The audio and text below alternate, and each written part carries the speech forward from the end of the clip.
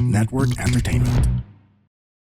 Hello to everyone all over the world. Magkakasama na naman tayo sa isang gabing puno ng kwentuhan, tawa at bardagulan kasamang leading voices of the Philippine youth. Ito ang Ganito kasi yan, powered by the Pod Network.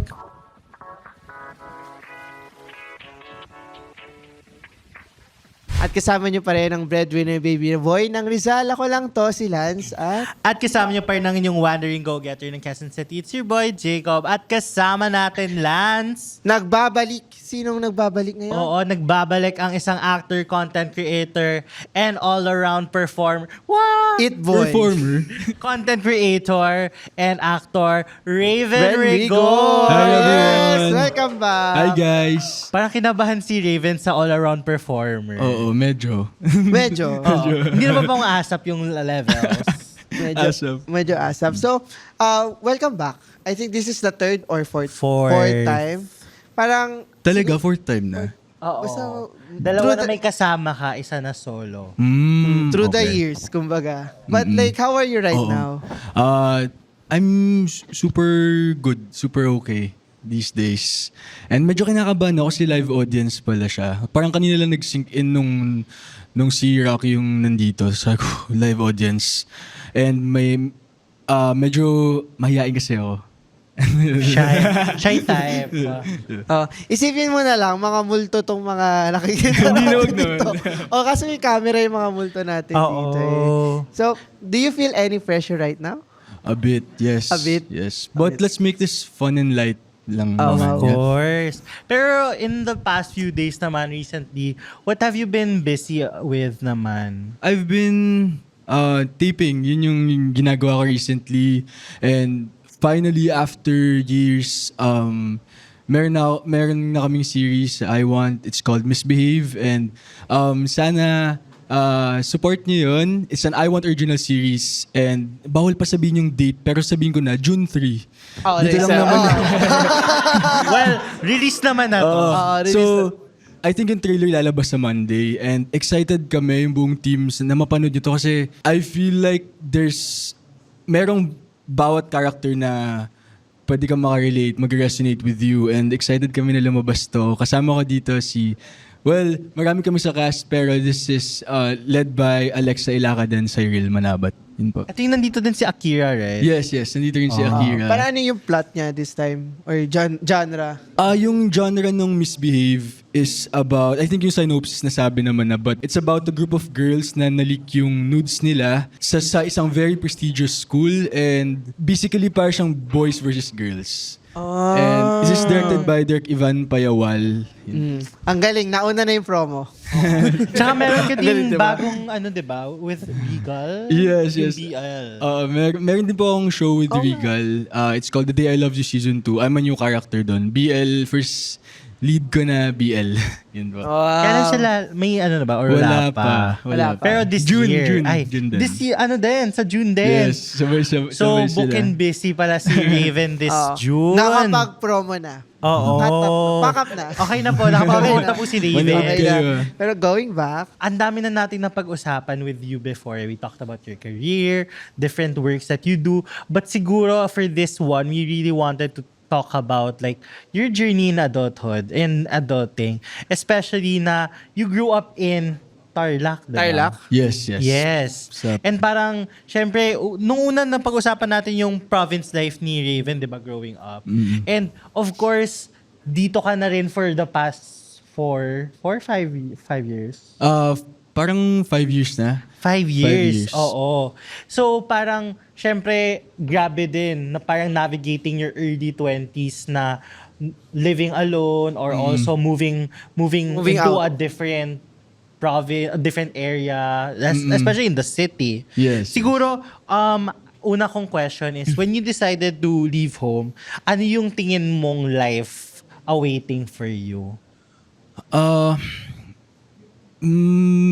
Medyo mababa expectations ko moving sa city kasi galing ako sa Tarlac and very provincial yun talaga yung life ko, yung kinalakihan ko.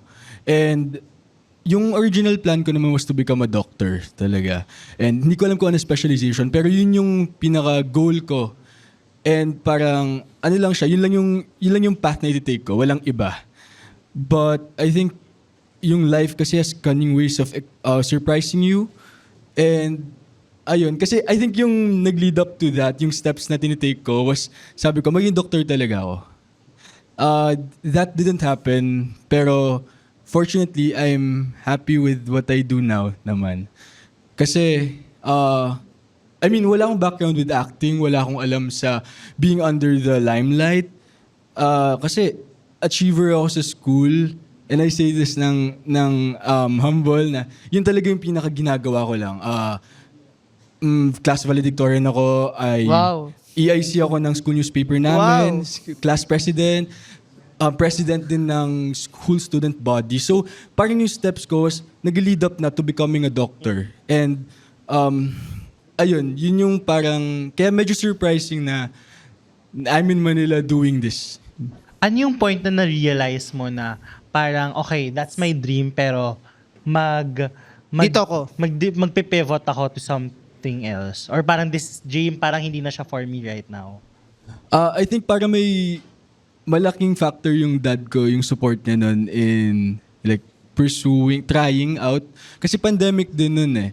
And parang may nangalbit lang din sa akin. I think inner thought ko yun na, wait, hindi naman sa certain ako na maging doctor ako, but parang alam ko kasing doon ako papunta. So why not try something else muna? For now, lalo pandemic, hindi ko mabigay yung best ko at school kasi hindi naman kami nag-face-to-face. And yun siguro yung parang medyo nakalbit ako na, yeah, I can try this naman. Nang wala akong background.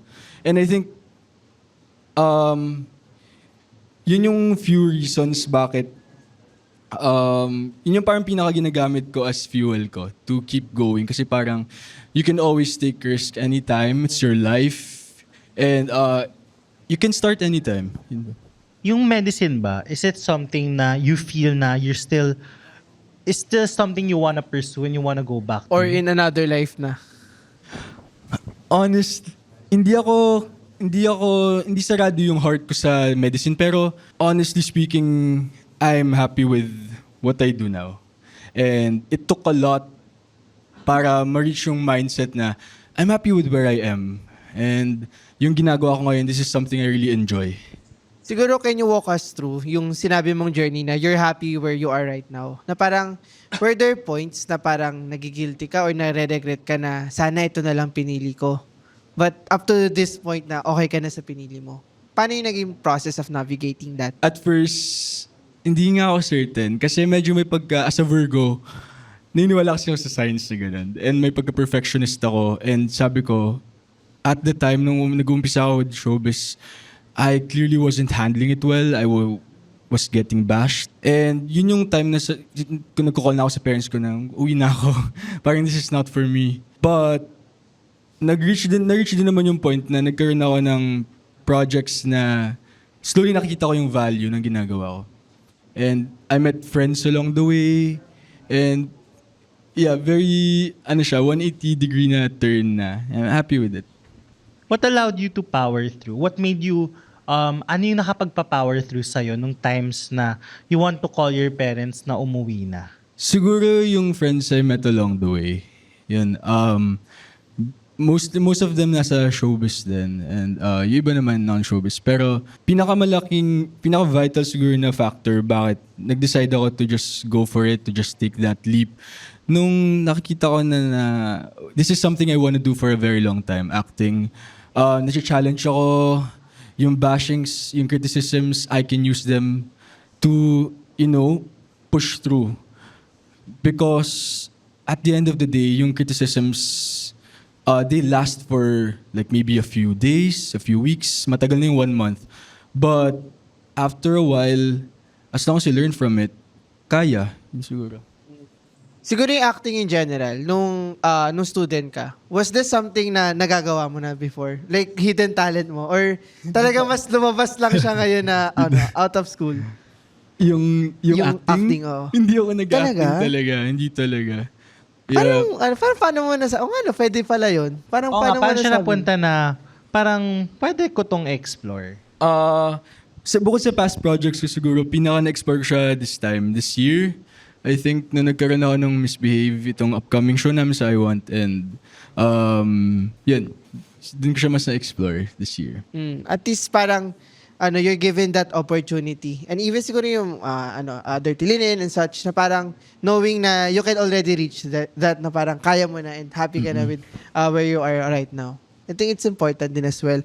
Siguro, going back to that process again of navigating yung choice of everything, siguro parang yung parang moment early on na nasabi mo na, ay, talagang I'm really on my own now? Nasabi ko I'm really on my own now. Na-feel ko na siya nung umpisa pa lang nag-start pa lang ako with showbiz eh. Since probinsyano ako talaga. Wala akong alam sa city. Tapos, naalala ko nun pocket money ko was 2,000. Tapos parang baon ko na yun for like a week kasi hindi naman kami sobrang privileged na, hindi naman ako galing sa very privileged background. So, kailangan ko make the most out of what I had before. And yun yung parang nag-fuel sa akin na, like looking back, yun yung isa sa mga moments na happy ako nangyari. And, sorry, ano yung question ulit? Ayun, yung parang you're really on your own. Kailan mo, ano yung moment na na-feel mo nung yun? nag-live alone na ako, and ako kasi, siguro kahit sa friends ko, sinasabi ko all the time na at least once in your life, you have to try to live independently. Siyempre, mag-iingat ka pa rin, pero I really encourage that, and I value na ginawa ko yun, na try to live in the city or try to go somewhere na...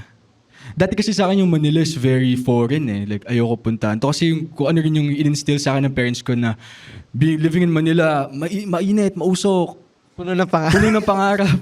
Mga ganun. So, medyo negative yung feeling ko sa living here. And marami pa rin moments ngayon na nasasabi kong I'm okay being on my own na kasi I live independently. And I have friends who support me then.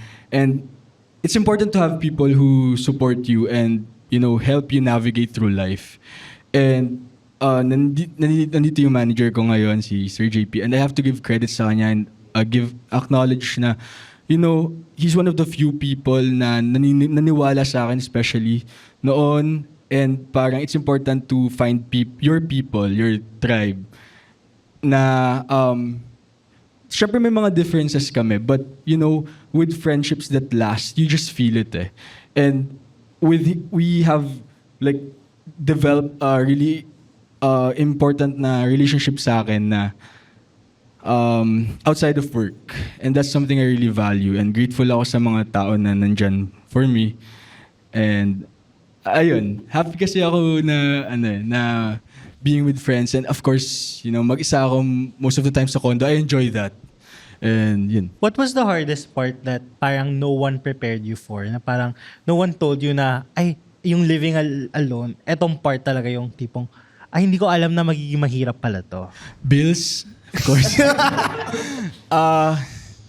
Paying bills, rent, kasi ako nag-rent pa din ako ng condo. Pero for some reason, hindi ako kailangan ko lang i-share na, hindi ako gaanong takot na mag-grow up. Hindi ako takot, sa age ko ngayon, I'm currently 24. And happy ako na, parang, I enjoy this time of my life ngayon na, I have to give credit sa parents ko doon na, hanggang ngayon kahit I'm much older na compared na nagsimula ako. Parang innate talaga sa akin yung pagiging childlike ko. I know what I like. Hindi nawawala yung interest ko nung bata ako hanggang ngayon. Lagi ko siya na-rediscover. I always go back dun sa...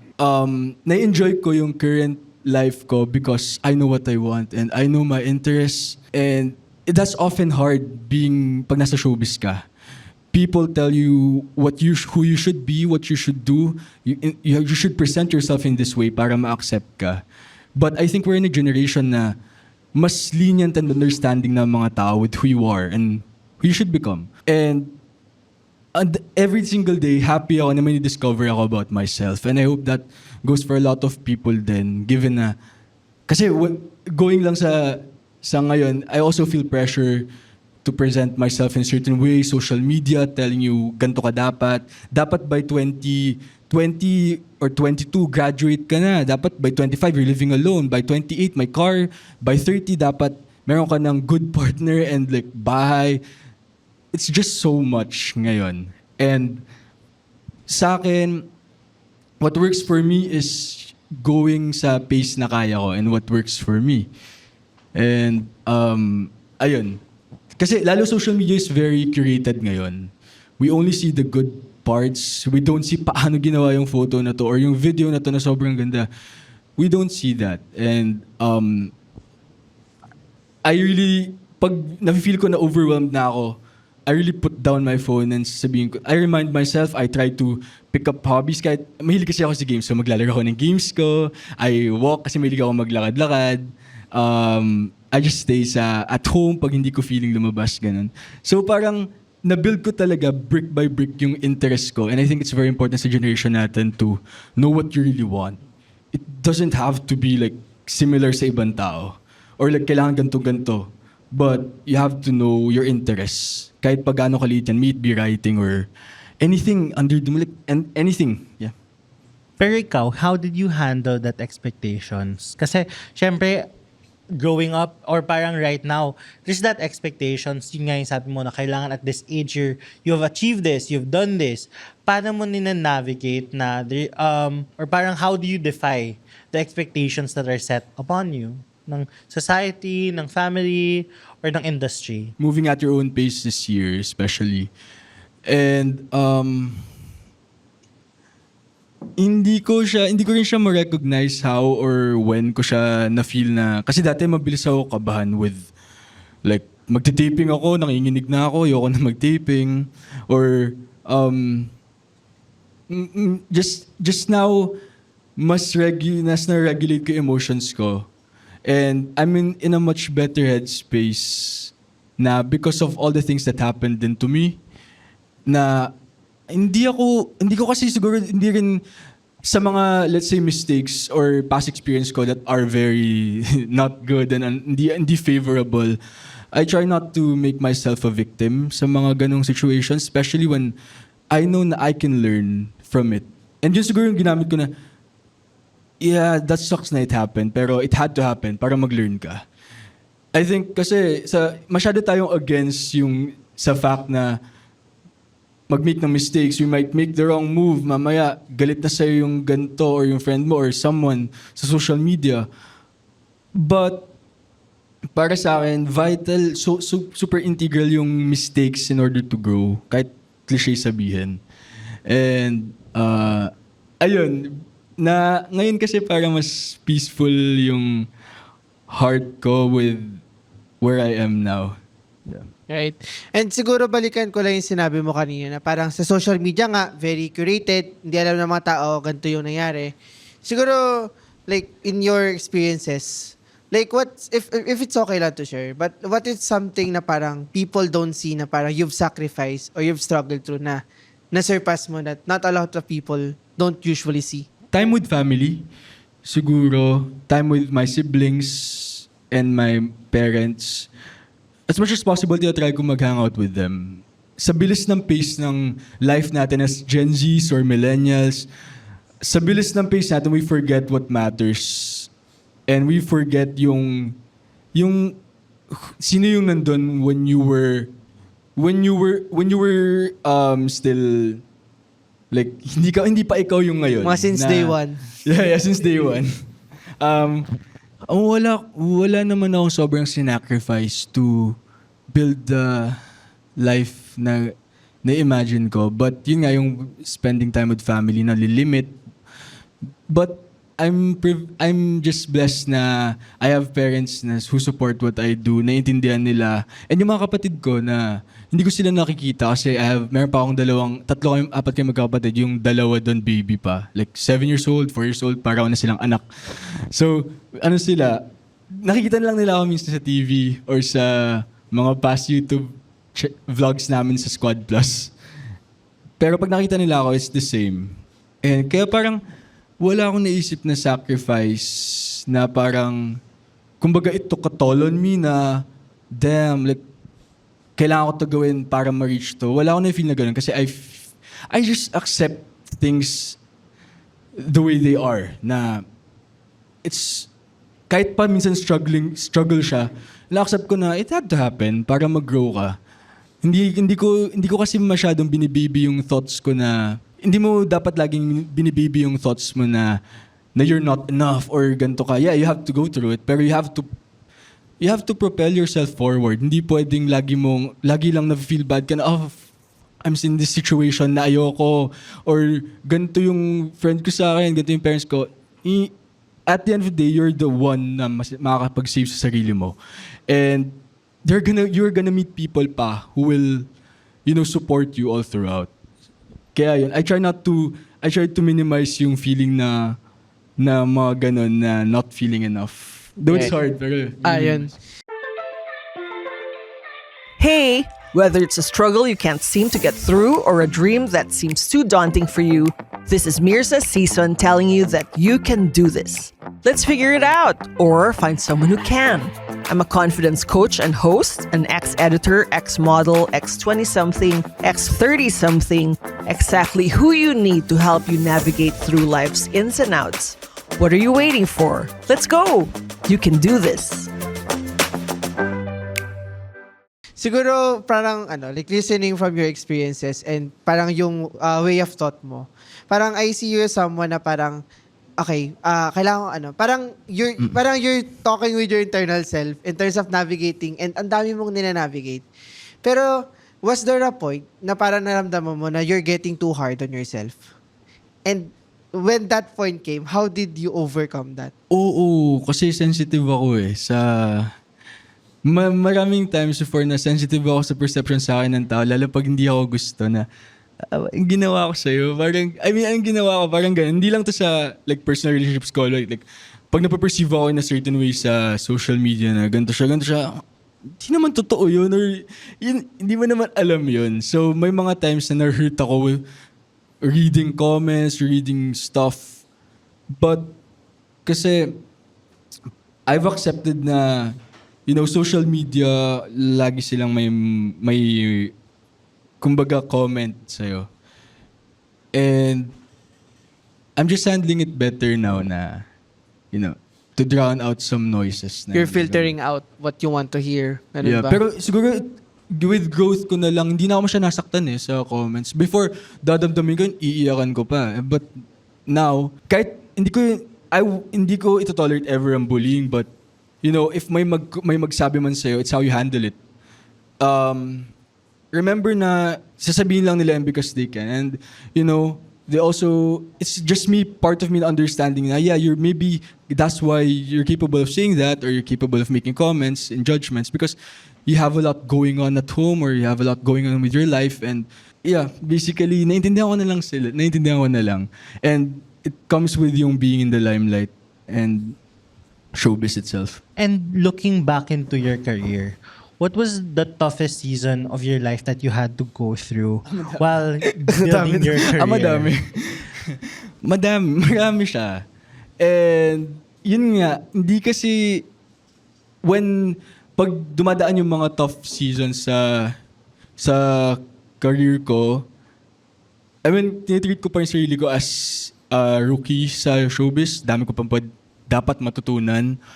But I can say all the time na gusto ko lang mag-act, gusto ko maging magaling na actor, I want to win awards, I want to be perceived na magaling na actor. But sa generation natin ngayon, you also have to be like a celebrity na you should be like a role model sa mga tao, you should have like a certain public persona na dapat favorable. And yung mga toughest seasons na yun, I really, again, going back, hindi ko talaga vinivictimize sarili ko.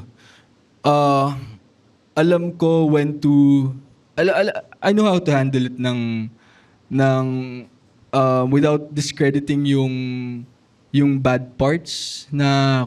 Like, sometimes you make mistakes and sometimes nasa sayo na yun kung how you move forward and how you bounce back sa mga yun. Dami with showbiz. Kasi makita lang naman yung like yung pagkatapos yung glamour basically.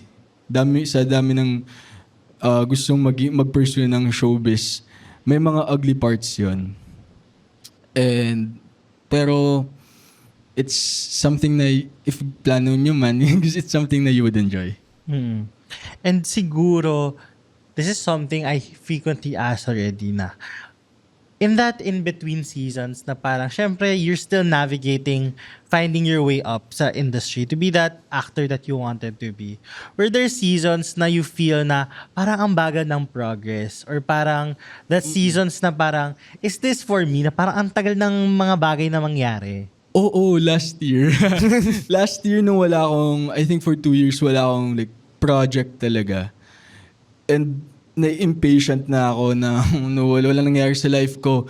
But in those moments, grabe yung learnings because na-introduce ako to content creation na mas I took it seriously in a way na natuto na ako how to edit my videos, how to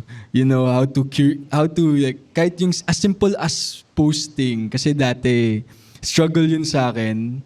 And parang na-introduce ako sa world of content creation and I always tell my friends, I encourage them kasi it's like a really fun job na madami mong pwedeng gawin. Like, ang dami mong niche na pwedeng i-explore and i-tackle and, yung only harm nun is, you're gonna be perceived. But the thing with content creation and showbiz, you're always gonna be perceived. Kasi nilalabas mo yung sarili mo sa public eye. But, siguro masasabi ko lang is be responsible with it and have fun doing it. Siguro now na parang, even if it's showbiz or social media, lagi kang nasa limelight. Parang, do you think na at this point in your life, parang sanay ka na dun? Or feeling mo, yun nga, natitake mo pa rin yung mga ganong comments? I would say, sanay naman na, but hindi naman ako immune sa perception sa akin, especially when it's not good. Pero, siguro happy ako na there are a lot of, like, may mga supporters ako na they know paano ako, how I think, and, like, it's like, pag nakabuild ka ng parang community of people na like-minded sa'yo, kahit pa fans sila or like supporters mo, na quiet na supporters. I think na, medyo personal kasi ako when it comes to like people who support me. Like, I really try my best to talk to them. Kasi nga parang nasa soft ako when I have people na who show up for me.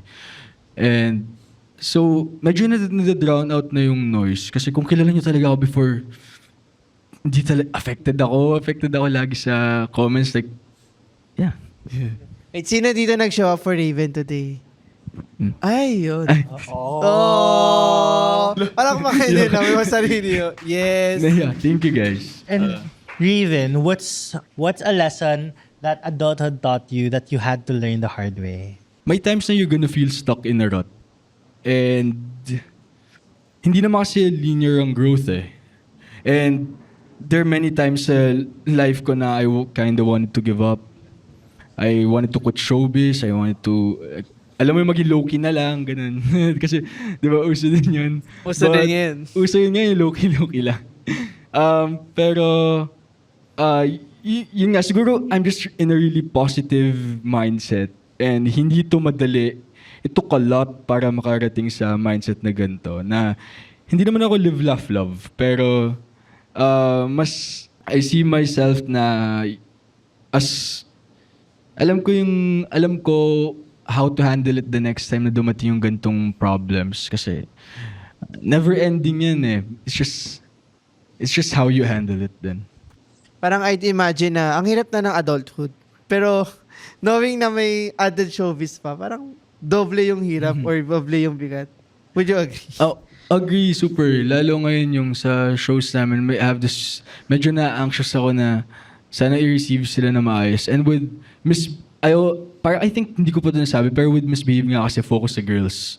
Yun. And it's like boys versus girls. And ang mindset ko lang dun is I just want the girls to shine and thrive. Kasi if nag-thrive sila, like, maki-carry yung boys. Because in a way, it's their story, like sa girls. And as in, bawat character, sa 11 characters doon, makakahanap ka ng, wait, ako to. And excited ako mapanood, as in, ito yung project na sobrang proud ako, like so far. And marami siyang lessons. It has a lot of heart.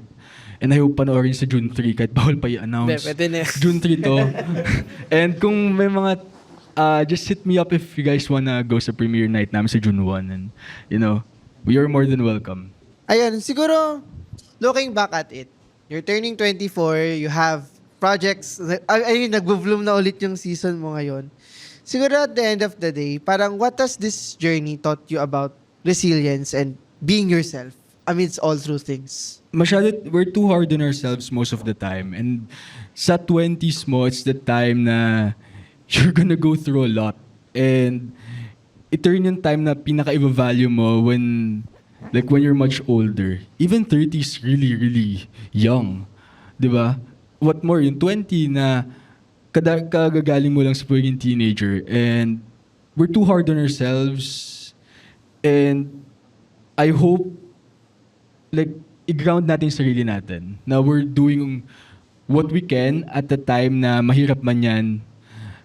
We're all doing our best sa 20s. And parang, ito kasi yung time na gusto kong i-enjoy ko siya and maximize ko. Kasi, syempre yung mga parts na, I don't think alam ng mga tao, but I'm also a breadwinner sa family namin. Hindi pa pinapa-feel ng parents ko na maging breadwinner ako. They can still handle it. But, there will come a time na I have to, help them out and help my siblings out kasi panganay ako. And yun yung pinaka parang mantra ko ngayon na I have to make the most out of my 20s. Be it enjoying kahit no matter the season, no matter how trivial yung mga nangyayari. And I really have to make the most out of it. And para when I mag-turn ako sa age na kailangan ko na to do big boy responsibilities, okay ako. I don't wanna look back with any regret. And whatever happened sa life ko, I accept them wholeheartedly. And yeah, yun. And now naman na parang malapit ka na mag-halfway through sa 20s mo, what are you aspiring for sa second half of your 20s? Ayun, stable na job, good company. I hope I get to hang out with the people I love more, be it family and friends. And yung usual goals ko, but I'm just looking forward sa mga mangyayari pa na next. And nasasabi ko yun ng may gaan sa heart ko na gusto ko nila ma-surprise ng life na, wag namang bad, pero syempre gusto ko ma-surprise na. Kasi yung surprises na yun, they can happen anytime. Kahit feeling mo pinagsakluban ka ng langit at lupa, darating at darating yun. And I think everyone has a shot na to do well in life. And when it happens, sana we hold on to that tight. There's always hope. Yun yung naisip ko. And parang yung hope na yun is, nabuo ko yun from all the times na I wanted to just give up. And parang pag nung nakuha ko na yung hope na yun, it's hard to let go. And kaya optimistic ako about my life and I'm constantly learning. And kaya feeling ko even when I'm much older, I'm still gonna learn, ganun. Yeah. Talagang, parang even if you're turning older, I mean, syempre tumatanda tayo, parang it's important na nandun din yung sense na, there's always hope for better things to come. It's not just that you would set expectations ahead, pero just you're enjoying what's present now and looking forward for what's happening in the future. Ano din talaga. Yes. Kaya yun, thank you so much for this very, very insightful conversation. At magpapasalamat din tayo dito. Yes, of course. Palakpakan nyo naman muna si Raven. Palakpakan Yes. muna natin si Raven. Salamat. And of course, magbibigay lang tayo ng ating special thanks sa lahat ng partners natin who made the event possible. Gardenia, dahil lahat ay may loaf bread. Sana all. Yes. The receipt, photo booth, at sana lahat nakapag-take na ng pictures sa photo booth. And if hindi pa, may chance pa kayo habang kaya pa. Lucky Yogurt, na lahat ay nagkaroon ng yogurt. Okay ba? Sarap. Ikaw ba, Raven, enjoy mo yung yogurt? Blueberry. Siya. Wow. And of course, Hooray Chicken. Hep, hep. Hey! na may branches sa Pasig, Taytay, Marikina, Antipolo, Wow. Parañaque, Mandaluyong, and White Plains, Quezon City na bago nilang branch. And of course, may promo sila dahil ganon sila ka-supportive sa GKY Live. Dahil kung bibili kayo ng rice meal from Hooray Chicken ay makakakuha kayo ng free iced tea. Sabihin nyo lang ang promo code na Hooray GKY. Hindi FF4A. This will be running for the entire month of June. And yun, And of course, meron pa. meron pa. Dami. Grip PH and Pasta Game. Yes, walang pa ka naman natin. Thank you, guys. Yes. Ayun. And- And of course, ito na, Raven, it's time for you to share kung anong dapat na asahan from Promo you, time. saan ka nila mapapanood, and ano pa yung mga social media mo. Hi guys. Thank you. First of all, thank you na nandito kayo. And I hope marami kayong natutunan kahit minsan nahirapan ako like ma-word out yung gusto ko sabihin. I hope support niyo si Justin, siya na yung next. And yun po, Misbehave is an I Want original series. Lalabas na po ito sa June 3. And 10 episodes to. Tapos, Weekly The ba Day to? I Loved You, it's my first BL series. Lalabas na din siya sa June. Wala pa exact date, pero hindi ko pa pwede share. Pero yun. And sa socials, Raven Rigor. Hindi ko alala yung username ko. Wait lang. Raven Rigor _ Wala, sorry. Hindi ko naalala. TikTok, Kimchi Raven. Kimchi Raven. Yes. Bakit Thank siya you, guys. Kimchi Raven? Kimchi Raven kasi nung bata ako gumagawa ako ng account nun, parang 11 ba ako? Nun 11 years old ako. Tapos, Kahit sa Twitter, yun din yun. oo, tapos ang dami yung na-assert sa akin na, uy, Kimchi Raven, hindi. Bata ako, ginawa ko 11 ako, so ginagawa ko siya. Tapos sabi, kasama kasi, ano ang pangalan ko? Tapos may ligaw ako sa Kimchi, tapos dinikit ko. Ayun, wala Kimchi lang. Raven. Para siyang yung Nadala mga... siya hanggang ngayon, sabi ko, hindi ko alam kung okay pa. Pero, Para siyang yung mga post sa Facebook na ano yung huli mong kinain plus pangalan mo. Oo, ganun nga yun. Ganun na ganun. Ganun yung ano yun. Oo. At ayun na nga, okay. Thank you so much, Thank you, Raven. guys, Weekly for ba yung being ano? here. Weekly ba yung Misbehave? Opo. How Oo. Lalabas yung trailer sa Monday. Abangan nyo, 8 p.m. Dapat abangan kagabi. yan. Kaso yung na-delay. Ayun, abangan nyo. At abangan nyo rin yung iba naming episodes. Feel free to stream on our YouTube and Spotify. It's at Ganito Kasi Yan. And i-share nyo na rin to sa mga social media platforms. It's at GKYPod. And use the hashtag GKYLive. Nag-release kami ng episodes every Saturday. Like, comment, subscribe kasi malapit na kami mag 1,000. And siguro at the end of the day, whether you're moving away, may sasabihin ka pa? Go. Yeah, you're moving away from home or you're moving on to different phases in life. Don't feel pressured kasi you got this. Yes. Wow. Ito pa rin ang Ganito Ganito Kasi Kasi Yan. Yan. The opinions of podcast creators, hosts, and guests are not necessarily reflective of the official stance of the Pod Network Entertainment, its hosts, or other network programs. The content created by the people behind the podcast is personal and not meant to harm any religion, ethnicity, group, organization, company, or individual.